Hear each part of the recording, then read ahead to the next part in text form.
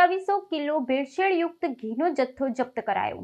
સુરેન્દ્રનગરમાં 2700 કિલો ભેળસેળયુક્ત ઘીનો જથ્થો જપ્ત કરાયો। સુરેન્દ્રનગર જિલ્લાના થાંગડ તાલુકાના ગુગલિયાણા ગામમાં આવેલ ધી ઉત્પાદન એકમ પર ખોરાક અને ઔષધ નિયંત્રણ તંત્ર ને જિલ્લા ખાદ્ય પુરવઠા અધિકારી દ્વારા દરોડો પાડવામાં આવ્યો। આ દરોડા દરમિયાન શિવ ઇન્ડસ્ટ્રીઝ અને મહેશ્વરી પ્રોડક્ટ્સ એન્ડ કેમિકલ્સ જે રાજેશ ચાવડા દ્વારા ચલાવવામાં આવે છે ત્યાંથી કુલ 2700 કિલોગ્રામ ઘી, લૂઝ ઘી, બટર અને રિફાઇન્ડ પામોલિન ઓઇલનો જથ્થો જપ્ત કરવામાં આવ્યો, જેની અંદાજિત કિંમત ₹13 લાખ છે।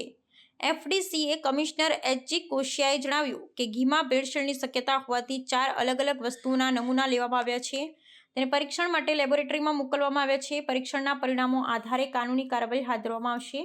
આ દરોડા દરમિયાન શિવ ઇન્ડસ્ટ્રીઝ અને મહેશ્વરી પ્રોડક્ટ્સ એન્ડ કેમિકલ્સના માલિક રાજેશ ચાવડાની પૂછપરછ કરવામાં આવી રહી છે।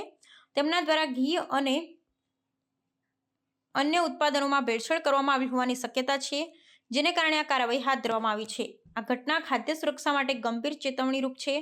આ પ્રકારની ભેળસેળથી જનતાના આરોગ્ય પર ગંભીર અસર પડી શકે છે। અધિકારીઓએ જણાવ્યું કે આવા કિસ્સાઓ સામે કડક પગલાં લેવામાં આવશે અને ભવિષ્યમાં આવા કિસ્સાઓને અટકાવવા માટે વધુ ચુસ્ત નિયંત્રણો લાગુ કરવામાં આવશે। શિવ ઇન્ડસ્ટ્રીઝમાંથી કે જેના માલિક શ્રી રાજેશભાઈ ચાવડા છે, ત્યાં ઘીમાં ભેળસેળ થવાની પ્રાથમિક માહિતીના આધારે ત્યાં તપાસ હેડ કરતા અમારી લોકલ ફૂડ એન્ડ ડ્રગની ટીમ તથા જિલ્લા પુરવઠા અધિકારીઓની સાથે રહીને દરોડો કરતા ત્યાંથી લગભગ 2700 કિલોગ્રામ જેટલું શંકાસ્પદ ઘી અને બટર અને પામ ઓઇલ એનો જથ્થો જપ્ત કરવામાં આવ્યો છે, જેની અંદાજિત કિંમત લગભગ ₹13 લાખ થાય છે તથા આ જગ્યાએથી 4 અલગ અલગ લૂઝ ઘી અને બટરના નમૂના લઈને લેબમાં મોકલવામાં આવેલા છે અને આ પ્રાથમિક દ્રષ્ટિએ ભેળસેળનો જથ્થો હોવાથી તથા પામ ઓઇલ મળેલું હોવાથી આમાં ઘીમાં ભેળસેળ બાબત શંકા હોય આ તમામ જથ્થો જપ્ત કરી લેવામાં આવેલ છે અને આ લેબના રિપોર્ટ આવ્યા બાદ આ પેઢી સામે આગળ કાયદેસરની કાર્યવાહી હાથ ધરવામાં આવશે।